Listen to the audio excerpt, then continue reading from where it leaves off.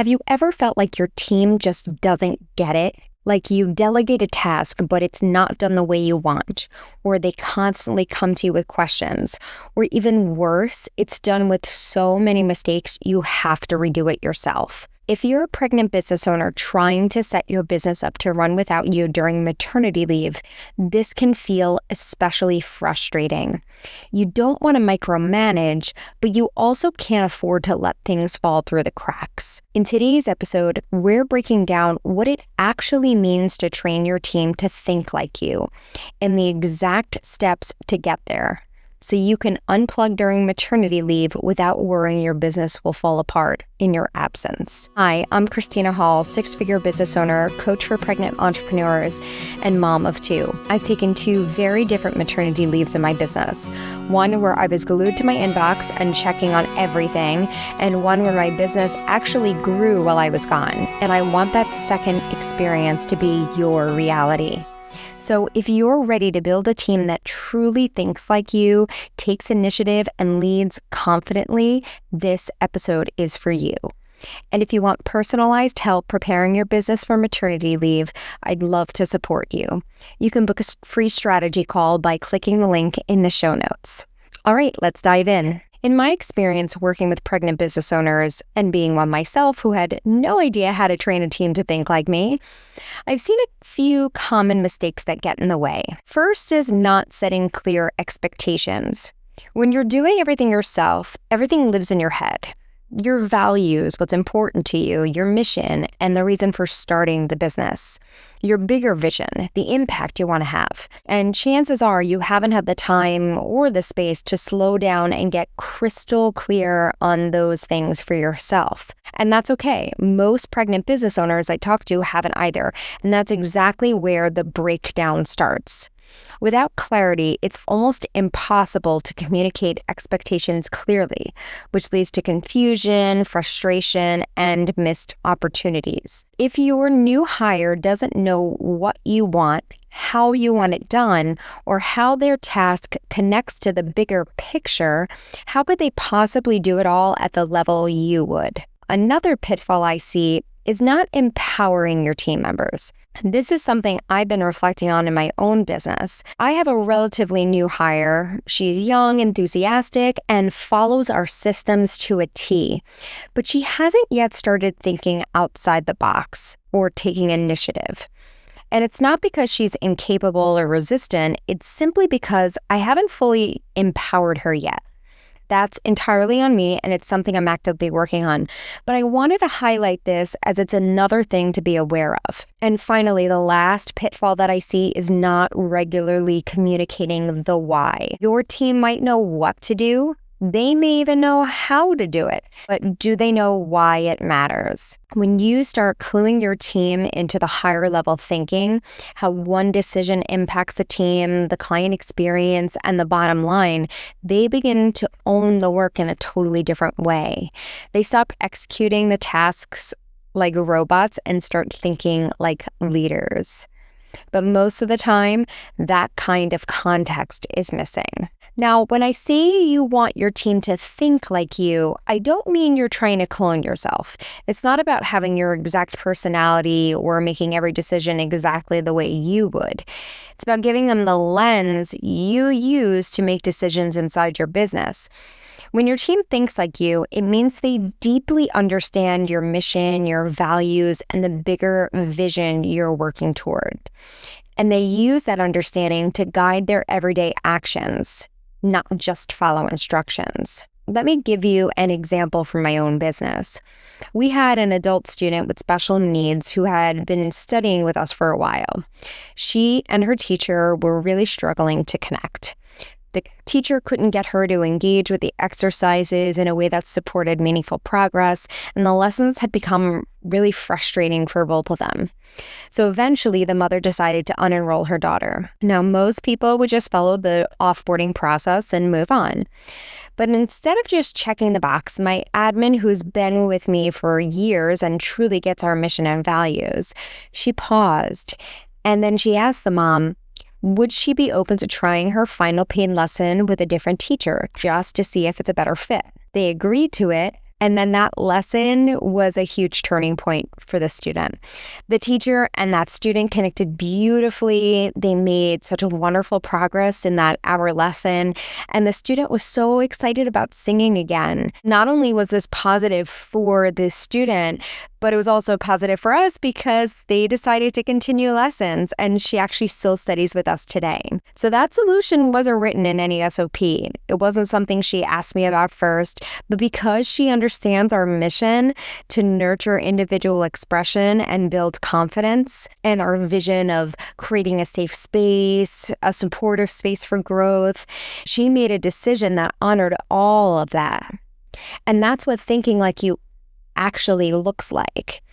It's about empowering your team to prioritize, problem solve, and lead inside their role, not just complete their checklist. They're not going to be able to magically read your mind or know what you would do.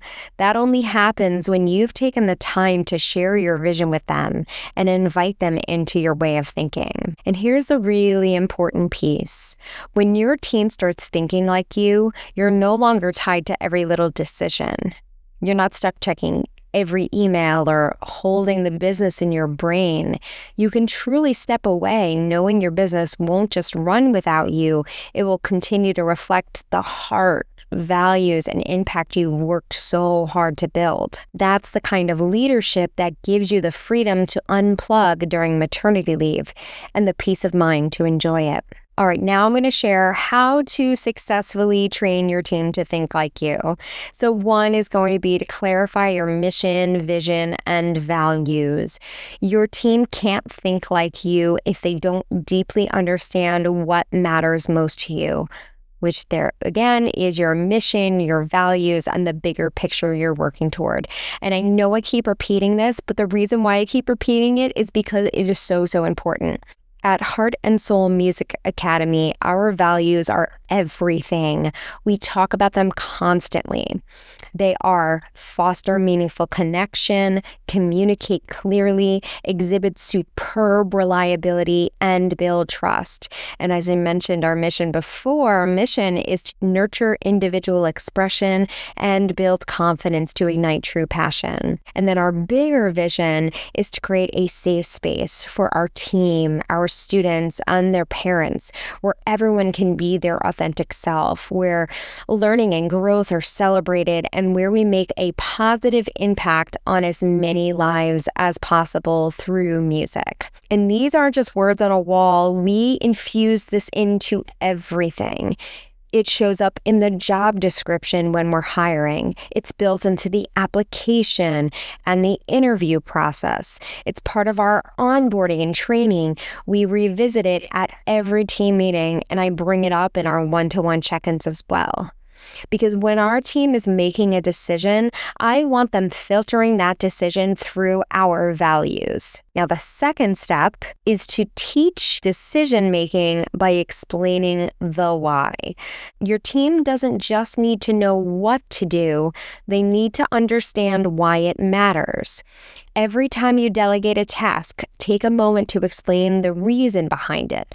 Walk them through your thought process. This not only helps them understand the impact of what they're doing, it also helps them start thinking the same way in future situations. For example, if you ask them to follow up with a lead as soon as possible, don't just say it. Explain that research shows that the sooner you respond to a lead, the better your chances of converting that lead. People are most ready to buy when they first contact us.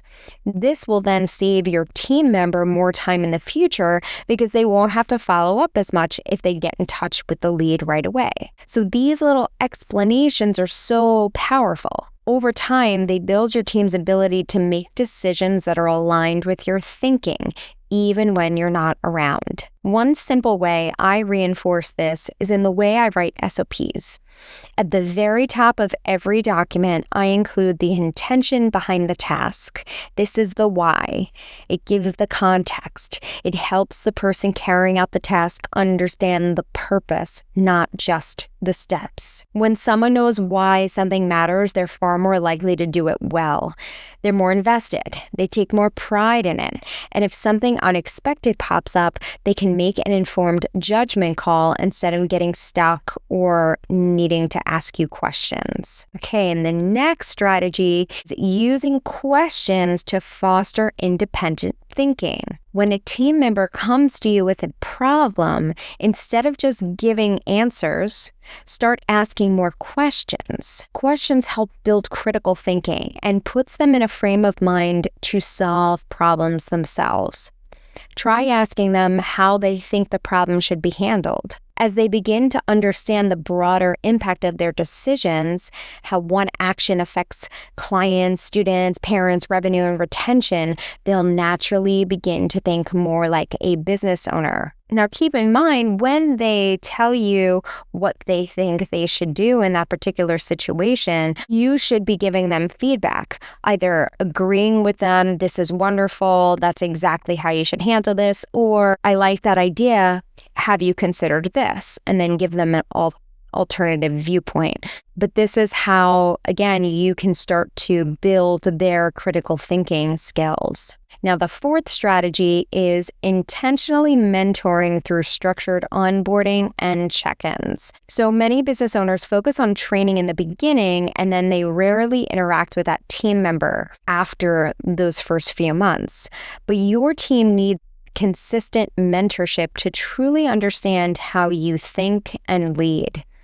This is something I've seen over and over again, not just in my clients' businesses, but in my own as well. The more intentionally I've mentored my team, the more confident and independent they've become. Your onboarding should include more than just technical training. Include time to walk through your mission, your values, how decisions are made, what success looks like, and what kind of thinking is celebrated inside your business. Then continue that mentorship with regular one-on-ones, not just to check their progress, but to coach them on how to own their role. Now, this is something I do on a quarterly basis. So every quarter, I meet one-on-one with every team member in my business. In addition to that, I also have team meetings throughout the year. With my admin team, we meet once a month, and with my teaching team, we all meet 3 times per year. But do make sure you always have that continued mentorship as a team member is working for you. And the last strategy is empower and trust your team to take initiative. Your team can't start thinking like you if they're afraid to get it wrong. So you need to create safe opportunities for them to take initiative. Start small, let them handle a few low-stake decisions, and then affirm them when they take thoughtful action, even if it's not exactly what you would have done.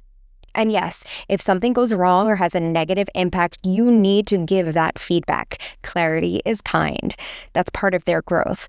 But do it while also celebrating the fact that they took initiative, because that is something you definitely want to foster. Okay, let's quickly recap what we covered today. So if your team doesn't currently think like you, it's likely because expectations haven't been clearly communicated, the deeper why behind the task is missing, or they haven't been fully empowered to lead. But that can absolutely change. Thinking like you doesn't mean doing things exactly your way.